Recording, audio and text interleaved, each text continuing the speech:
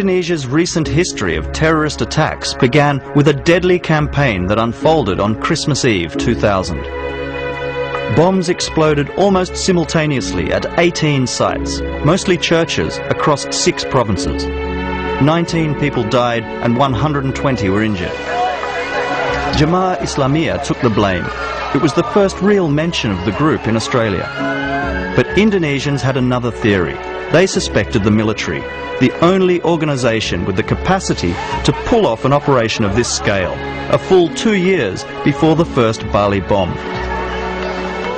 The respected news magazine Tempo even splashed the allegation on its front cover as part of a special investigation. The most revealing information in the report related to the bombers' network operating in Medan, North Sumatra. The man convicted of making the bombs in Medan is somewhere behind these prison walls. Our repeated requests to interview Edi Sugiarto over many months have been ignored by the Indonesian authorities. Guilty or not, reputable sources claim he was so severely tortured before his trial he would have admitted to anything. But it's clear he wasn't acting alone.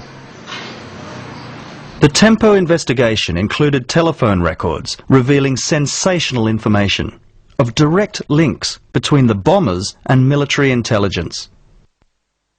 The records also show that Fauzi Hasbi, the military intelligence agent in Jemaah Islamiyah who we mentioned earlier, was at the centre of the plot.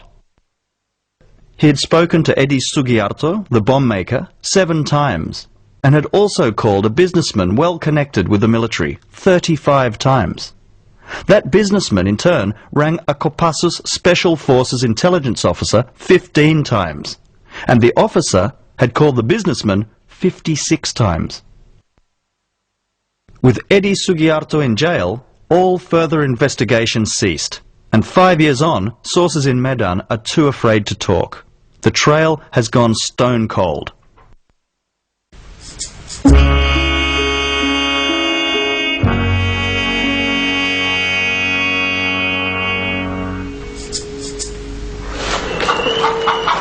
George Adichandro is an early riser.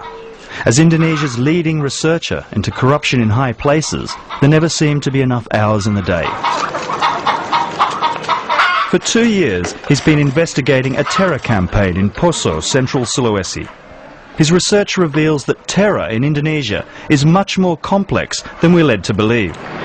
There is a mafia, you can say, a corruption mafia in Poso who were defending the interests of themselves, because if the corruption the corruption mafia could be exposed, that means the end of their career and also the end of their additional income.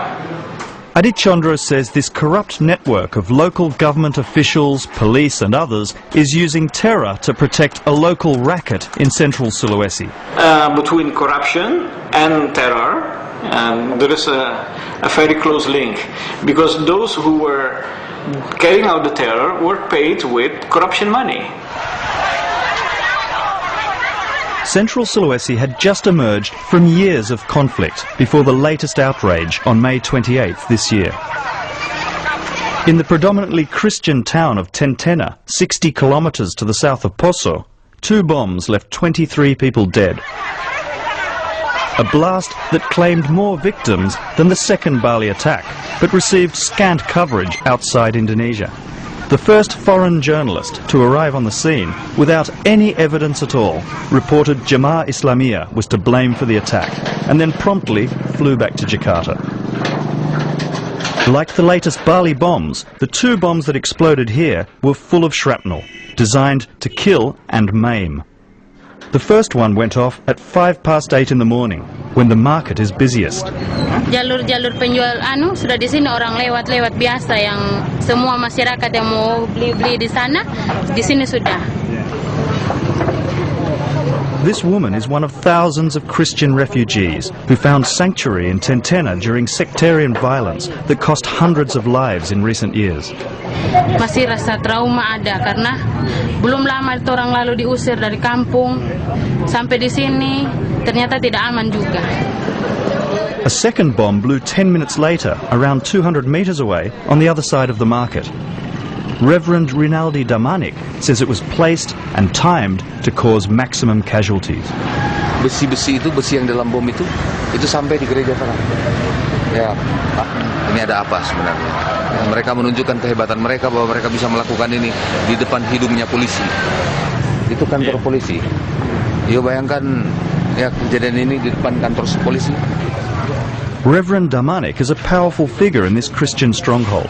For years he defended his community as Islamic fighters swarmed in to wage jihad.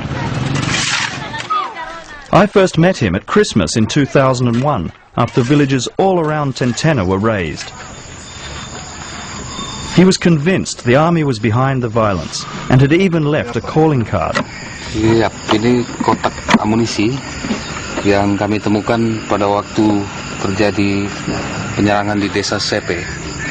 Dan jelas di sini bahwa kotak ini punya label Departemen Pertahanan Keamanan Republik Indonesia. Ada 1.400 butir amunisi kaliber 5,56 mm. Itu berarti senjata sejenis M16. George Adichandra says that in every Indonesian hotspot, the army foments trouble by funding and arming both sides. In the case of Central Sulawesi, both Muslim and Christian militia. So the money do not have to come from rich people like Osama bin Laden, and the weapons doesn't have to come from southern Philippines or from other exotic places, but it's actually coming from the official sources. And that is why I'm saying that the kind of terrorism which we see in Indonesia is homegrown terrorism. It's a kind of dual function or maybe a triple function of the armed forces. The late Reverend Agustina Lumentut told me in 2001 that the Indonesian military was using proxy armies to do their dirty work. It is for sure that the army is behind the jihad or in front of jihad. Yeah. No other interpretation. It was proved beyond all doubt that one of the extremist groups, the Laskar Jihad, was supplied, transported and incited by the central government to go on its murderous spree. Who dare among them to say, stop doing that? Because they have reason for doing that. They are registered officially by the government, central government. Indonesia's President Susilo Bambang Yudhoyono is applauded in Australia as a moderate Muslim leading the fight against terror in Indonesia. But as the influential coordinating minister for politics and security, he chose not to stop the Laskar Jihad and was even supporting them. They also play roles in defending truth and justice that is expected by Muslims in Indonesia. For me, as far as what they are doing is legal and are not violating law, then this is okay. This was a ridiculous statement.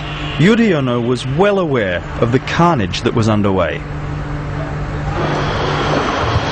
Since 2001, things had improved somewhat, as Reverend Damanik tells these politicians from Jakarta visiting after the May 28th bombs. But local leaders are afraid that terrorism is being used to derail reconciliation between Muslims and Christians. Dan sekarang memang luka itu sangat dalam, tetapi itu bisa ditahan sedemikian rupa.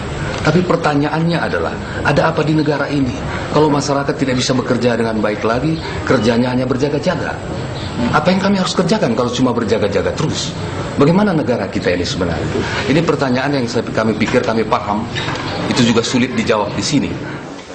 With weapons handed in and a peace deal holding up well, Reverend Damanik's former sworn enemy is also very suspicious about the timing of the bomb in May. Muslim leader Adnan Arsan wonders whether the attack was designed to prevent the army from leaving. Setiap keamanan mengakhiri masa tugasnya, ya, dan ada yang berbicara kami sudah mau pulang. Ya mudah-mudahanlah tidak ribut lagi. Di saat mereka mau ditarik, ada lagi yang meledak, penembakan misterius, tidak tahu siapa menembak.